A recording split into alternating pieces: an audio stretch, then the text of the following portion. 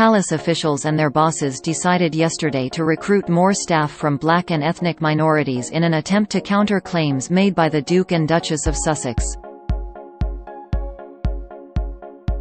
They are approaching a target of 10% in 2022 after admitting earlier this year that only 8.5% of royal household staff were from ethnic minority backgrounds.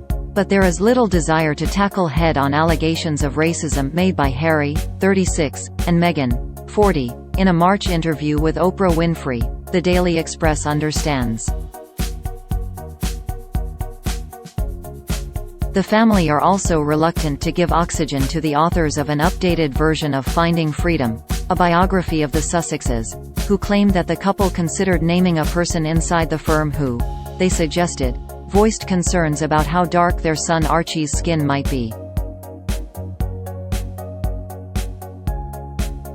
Additionally, authors Omid Scobie and Carolyn Durand suggested palace officials were quietly pleased that Meghan could not attend Prince Philip's funeral. A Buckingham Palace spokeswoman said, "We didn't comment when the book came out and we're not going to change that now." While their lawyers have described the book as unauthorized, Harry and Meghan's office did not respond when asked why they had not threatened legal action against Scobie and Durand. The Sussexes have pursued action against journalists and publications. Comment by Dicky Arbiter it is time for Omid Scobie and Carolyn Durand to shut up. They have had their 15 minutes of fame, airing the constant complaints of the Duke and Duchess of Sussex, as seen through the eyes of their friends. But this is all starting to wear a bit thin now. Finding Freedom, their account of the travails of Harry and Meghan, turned into a bestseller. It did so even though the Sussexes, whose friends and advisors are said to have worked with the authors, tried to distance themselves from it.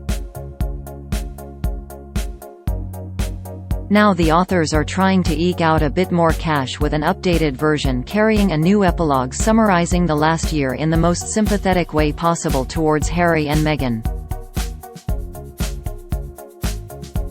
Mr. Scobie is keen on criticizing the British press.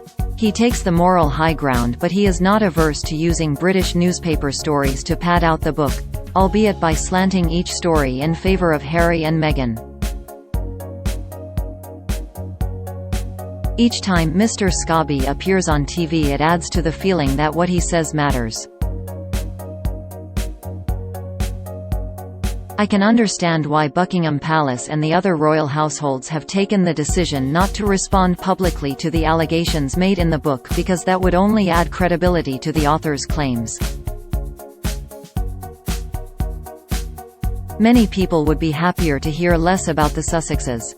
I am sure they would like to hear less about Mr. Scobie, an ex-Celebrity magazine journalist, and Ms. Durand, a US TV producer.